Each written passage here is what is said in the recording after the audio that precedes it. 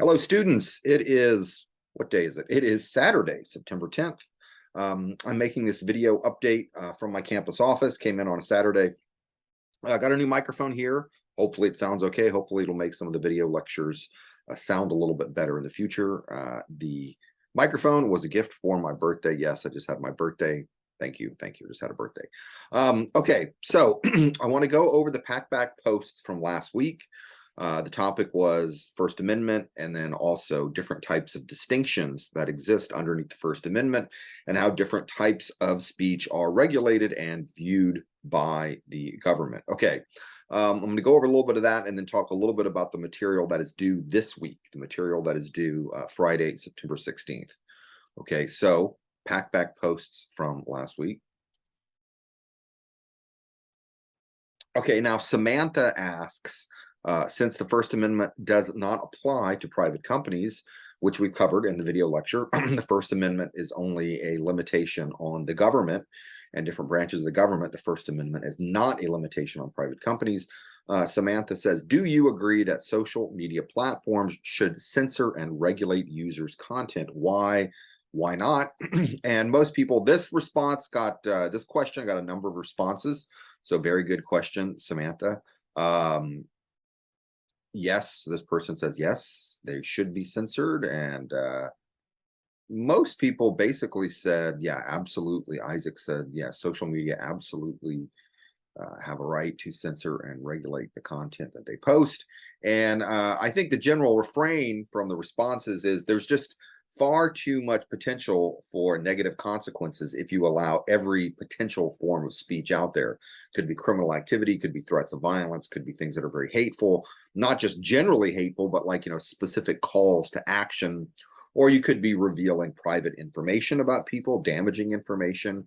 And then we have an upcoming module about libel. There could be false information, which is wrong, especially if you know that the information is false. That's really where the courts come in. If I'm a news organization and I definitely know something is false and I go ahead and publish it anyway, then I'm in trouble.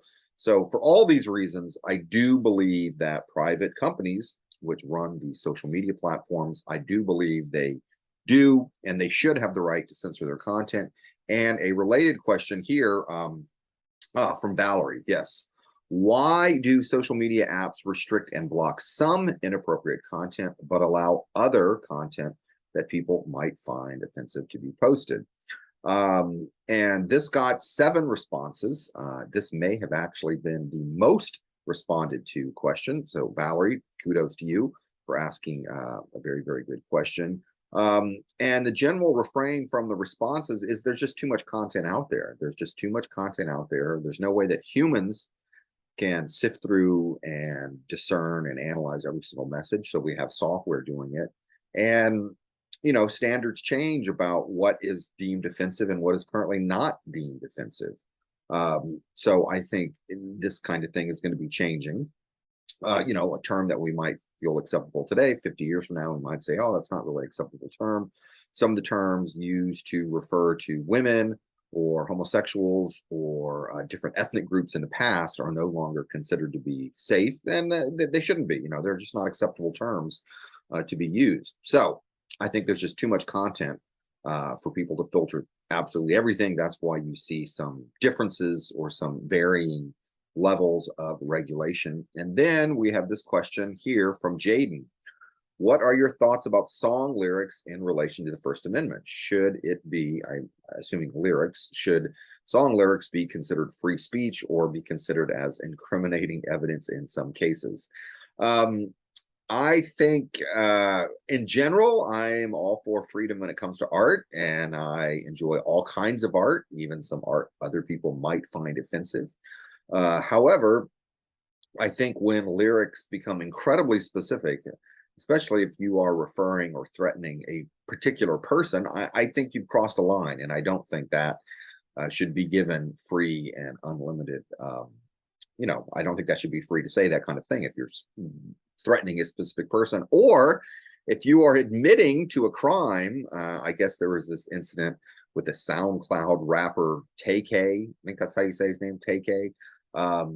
I'm not familiar with that case, but I guess students in the class, y'all are familiar with this case. And I guess in this instance, he was, maybe a little too specific about crimes he was confessing to, which another student, yeah, right here, this student right here, Hugh, who, apologies if I'm butchering your name, mentioned this Key and Peele skit about a rap artist admitting to a crime. So I'm going to play a clip of that. Stay tuned, because at the end, I'm going to talk about the upcoming assignment. Okay, so watch this Key and Peele skit. And I do believe this kind of thing should not get First Amendment protection. And it would be okay in this instance for the courts to use the song lyrics as evidence. Okay, update. This is about an hour after I recorded that other video. I put a clip, just like a minute, of this Key and Peele skit into the original video.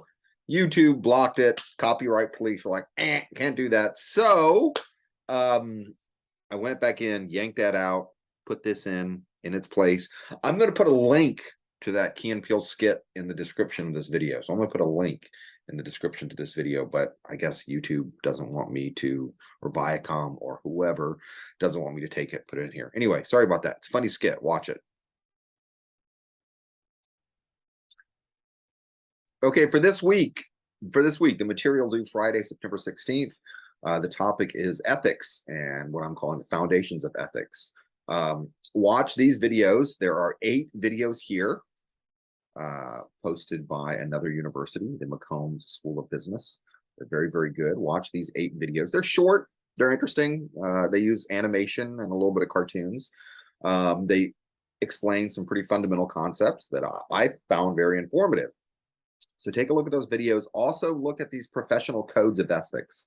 The Society of Professional Journalists, in particular, has a code of ethics. Different news organizations also have their own codes of ethics. And then I provided you some ethics that relate to public relations, because public relations practitioners also have their own codes of ethics. Now, if you violate these codes of ethics, you're not going to get in trouble with the law. You're not going to get locked up. You may lose your job and you may be blackballed from having another job, but that's the industry just trying to self-regulate and enforce some basic codes of ethics. And ethics relate to, what is the appropriate course of action when you're faced with some type of dilemma. Just because you can do something doesn't mean you should.